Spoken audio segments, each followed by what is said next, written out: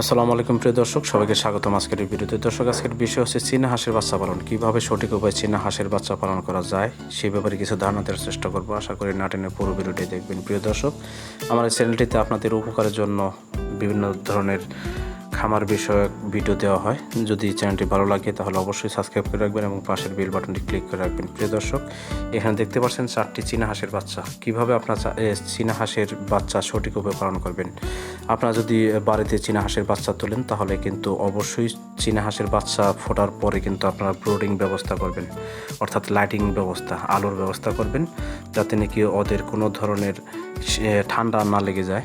যদি আপনারা ঠান্ডা লাগিয়ে ফেলেন তাহলে কিন্তু ওদেরকে বিভিন্ন ধরনের রোগে আক্রান্ত হয়ে কিন্তু ঠান্ডা নিউমোনিয়া হয়ে কিন্তু মারা যেতে পারে। প্রিয় দর্শক, তাই আপনারা যখন বাচ্চা ফোটে তখন কিন্তু অবশ্যই ব্রোডিংয়ের ব্যবস্থা করবেন। ন্যূনতম 3 দিন সেই ব্রোডারে রাখবেন, যাতে নাকি ওরা খুব ঝরঝরে এবং খুব ভালোভাবে ওদের লোম হয়ে যায়। লোম হয়ে যাওয়ার পরে কিন্তু আস্তে আস্তে ন্যাচারালভাবে ওদেরকে লালন পালন করার অভ্যস্ত করতে পারবেন। তাই কিন্তু প্রথমে কিন্তু ন্যূনতম 3 দিন কিন্তু ওদেরকে অবশ্যই আলোর মধ্যে রাখবেন, ওদের হিট দিবেন, যাতে নাকি ওদের কোনো ধরনের ঠান্ডায় আক্রান্ত না হয়। এবং আপনারা খাদ্য হিসেবে কিন্তু ব্রয়লার ফিড দিতে পারবেন, ফিড দিতে পারেন, যাতে নাকি তাড়াতাড়ি ওদের গ্রোথ বেড়ে যায়। এখানে দেখতে পাচ্ছেন আমি ফিড দিয়েছি পানি দিয়ে ভিজিয়ে।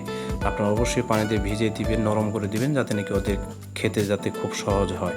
এবং পাশে দেখতে পাচ্ছেন পানি দিয়ে রাখছি, আপনারা পানি দিয়ে রাখবেন, যাতে নাকি প্রয়োজন অনুযায়ী ওরা পানি খেতে পারে। প্রিয় দর্শক, যদি পানির মধ্যে আপনারা বিভিন্ন ধরনের ভিটামিন রয়েছে সেই ভিটামিন দেন তাহলে কিন্তু আপনারা দিতে পারেন। প্রিয় দর্শক, আর একটি বিষয় হলো আপনারা কিন্তু অবশ্যই 1 দিন থেকে 1 মাস পর্যন্ত পানির মধ্যে ভেজাবেন না। যদি আপনারা পানির মধ্যে ভেজান তাহলে কিন্তু বাচ্চার ঠান্ডা লেগে যায়। অনেক ভাইরাই মনে করেন যে হাঁসের তো খুব গরম, অনেক গরম, তাই আমি পানিতে ভিজিয়ে রাখি। না, পানিতে নামাবেন না। 1 মাসের মধ্যে কোনো বাচ্চাকে পানির মধ্যে নামাবেন না, তাহলে কিন্তু ওদেরকে ঠান্ডা লেগে নিউমোনিয়া হতে পারে। প্রিয় দর্শক, ওদের কিন্তু প্রথমে খুব বেশি গ্রোথ আনবেন।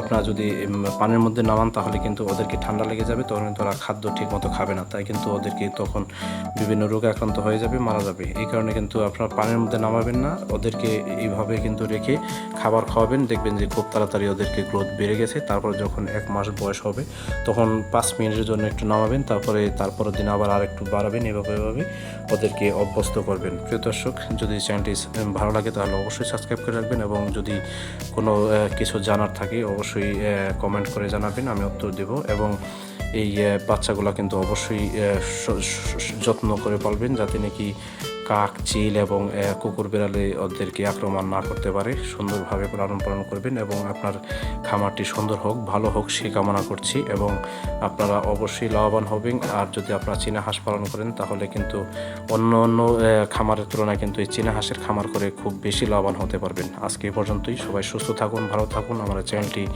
ভালো লাগলে অবশ্যই চ্যানেলটি সাবস্ক্রাইব করে রাখবেন। আজকে এই পর্যন্তই। সবাই সুস্থ থাকুন, ভালো থাকুন। আল্লাহ হাফেজ।